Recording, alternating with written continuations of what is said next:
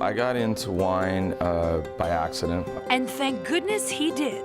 At just 45 years old, Dave Phinney is one of the most accomplished and creative winemakers in Napa. In 1998, I started Orin Swift, which Orin's my father's middle name. Swift is my mother's maiden name, which we share as a middle name. It's one of the few brands in the world that actually puts great wine in eye-catching labels. The wine has to be as good, if not better, than the label.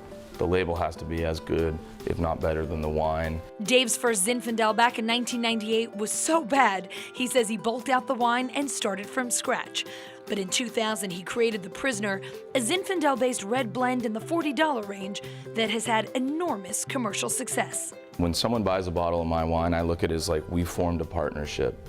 If you're going to give me your hard-earned money, my job is to give you a value for that money. Dave eventually sold Prisoner to Huneeus Vintners in 2008 for a reported $40 million. In 2016, Gallo bought Orin Swift, but Dave stayed on as winemaker. I've always said at Orin Swift, for instance, you can have any title you want, it just can't be winemaker. It's something that I'm very, very, proud of. I met Dave in New York City at Articles of Style, a custom men's shop in Soho where he's an investor, to chat over his wines. Well, cheers. Cheers. Thanks. You bet. Which Dave swears he doesn't drink. I've never made a wine that I really like because I know all the things that could have been done better. But during our interview, he couldn't stop tasting his 8 years in the desert. 8 years in the desert. When I sold the Prisoner brand in 2008, I entered into an 8-year non-compete on Zinfandel.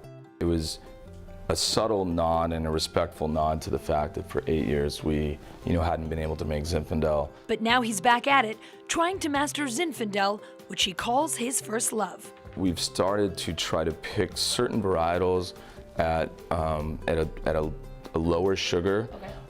And I'm less concerned about the alcohol, but what I'm trying to do is preserve those aromatics. Dave's also gotten into spirits, creating Savage & Cooke, a label that makes good use of a bad real estate purchase. We have an amazing piece of property up in Alexander Valley, and we have a spring that has just the quality of this water is unbelievable.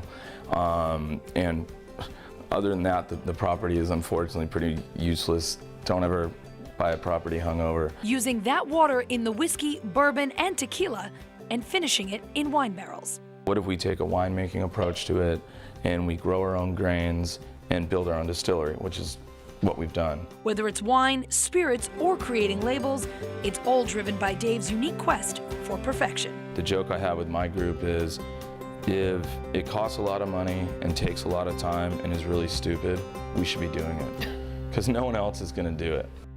Dave also has locations, which basically takes the best grapes from a certain country or location, throws out a lot of the traditional winemaking rules, and creates something delicious.